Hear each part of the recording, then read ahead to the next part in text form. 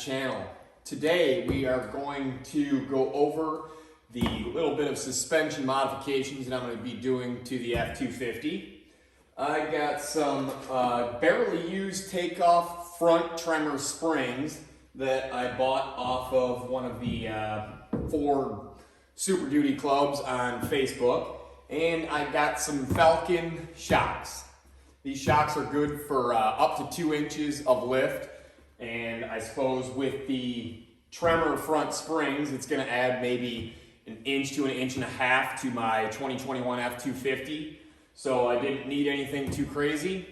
I didn't go with Fox just because I figured I'd try something new. I had Falcons on my Jeep, and they are definitely very well built, and they rode pretty good, so I figured I'd give these a shot. And I also looked on the internet, and it didn't seem like a lot of people had them. They're relatively new, so I figured I'd give them a shot, and if I don't like them, then when I go to an actual lift, I'll switch out the front springs and these shocks. So for now, this is what I'm gonna roll with. Figure we'll go through a little opening or a little unboxing here. When the Falcon shocks for my Jeep showed up, I was actually a little surprised at how well they were packaged. They do package them quite well. These are pretty much priced about the same as a set of Fox shocks that you get for truck or Jeep, whatever. These were $784. I bought them off Amazon just to get them relatively quickly. Then the weather changed here, and I'm not going to be putting them on yet anyway because I live on a gravel road, and as you can see right now, we got some ice and snow and rain yesterday, so these will not be going on anytime soon until the weather dries up.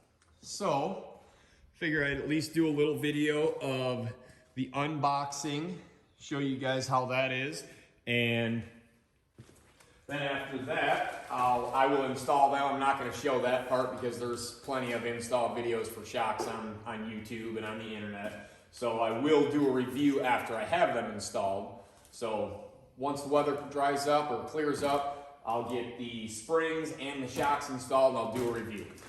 But here's the unboxing here.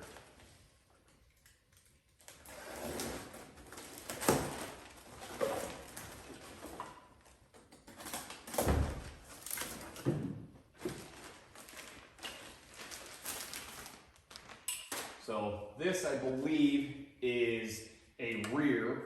It comes with the roost guard to protect the shafts. These are also adjustable, which I didn't even know that when I originally put in the order. These you can go from, I believe one of them is a softer for an everyday drive, and all you gotta do is twist this bottom eyelet and it'll do something on the inside. You just twist the shaft. So one of the modes is soft, comfortable, everyday driving, and the other one is a little bit more of a sport mode. But I mean, these got 3/4 inch shafts, and they're definitely very well made. Not to mention the coating on them holds up really well in Illinois. I mean, the ones I had on my Jeep were 2 years old, and they still looked like new once you cleaned them. But once again, my wonderful gravel driveway kind of ruins a lot of that. So that's a rear, and here's a front. This is the front. Once again, you can see right there, that's the mode adjust where you just twist it, but they are definitely very well made. I think the comparable Fox shocks that are similar to these, the shaft is 5/8 of an inch, where, like I said, this one's 3/4 of an inch, so they're definitely made strong. So once the weather clears up, I will get these installed, and we will do a little review. I'll take them out, I'll go over some bumps and everything else, and yeah, we'll see how it goes. But as you can see, I mean, they come very well. They got the instructions and everything for the Ford Super Duty right there on the box. It also talks about your tire pressure and how to adjust them and all that. So they're pretty good. They're relatively new, but I figure I'd give them a shot. I've used a lot of TerraFlex stuff on 3 or 4 different Jeeps. So figured, got nothing to lose. They do have a very good warranty also. I mean, I had a problem with the ones on my Jeep, and they actually said to go ahead and send them back, and they were going to repair them. But it turns out what I thought was a leak wasn't a leak. It was just assembly loop, because I never had any problems after that. So once again, we'll get to it when I can, and I'll give the review, the driving review.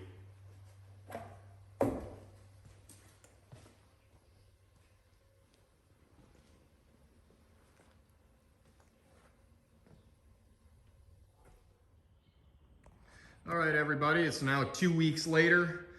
We have the Tremor front springs on and the Falcon shocks on the front.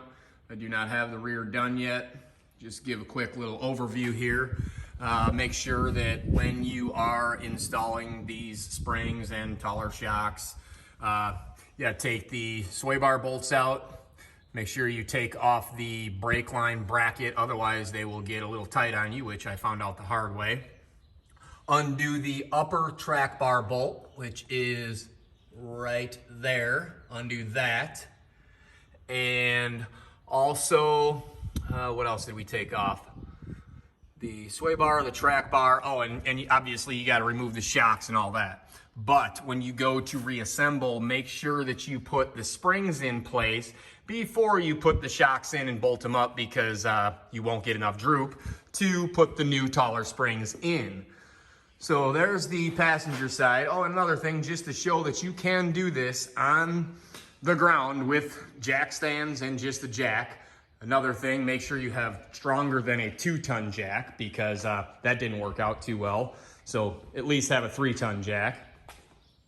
But that was pretty much it for the install as far as the front. Once again, this is the driver's side. And I mainly wanted to switch to the Tremor springs because they have a lighter spring rate and they're a little bit taller. But that is it for the front. We will do the rear and continue on with the video. Okay, so now it's time for the road test. Got all the shocks on, front and rear, springs are on, everything's ready to go. Let's go see what it's like. This is my gravel driveway, pretty long gravel driveway. It's far from smooth. I don't maintain it, someone else does. But it's definitely got a little bit, as you'd see, the camera shaking. I just got the camera sitting on my mount that's on my dash. But it's got some decent sized potholes in it and a little bit of washboard going on.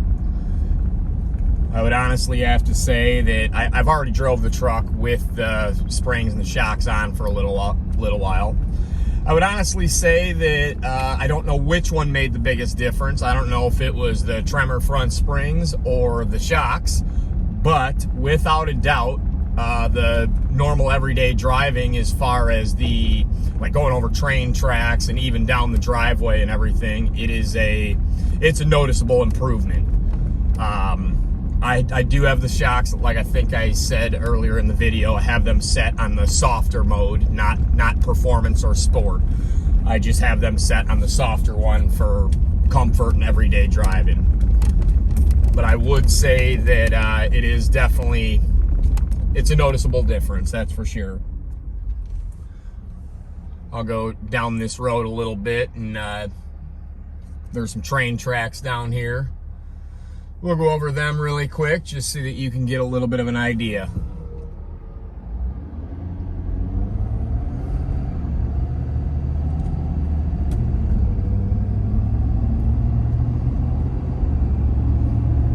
Lots of burnouts on the road. None of them are from me in this truck.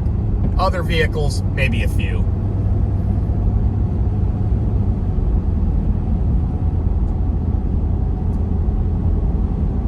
I really think even just driving down a road like this that's relatively smooth, I think it is making a difference. I mean, overall cost between shocks and springs, getting them shipped from Florida, were right around $930 combined. I think somewhere around there. And I would say it was worth it. Getting rid of the plow package springs, I would bet, is probably the bigger difference. Coming up on the train tracks right up here.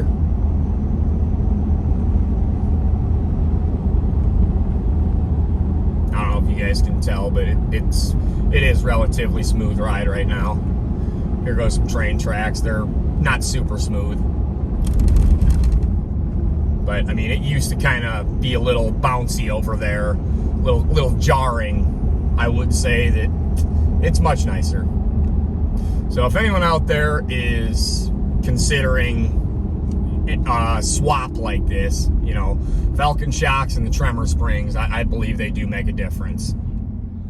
All right, well, all said and done, we got less than $1,000, about 2 to 2.5 hours of work, and I would absolutely say it was well worth it to go from this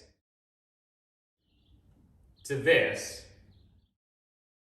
and from this to this. Truck rides better, looks better, got a little bit more lift, just all around worth it. Hope you guys enjoyed this little suspension review, and stay tuned for more. If you liked it, hit like and subscribe. I would greatly appreciate it, and be on the lookout for another video coming soon. Thanks.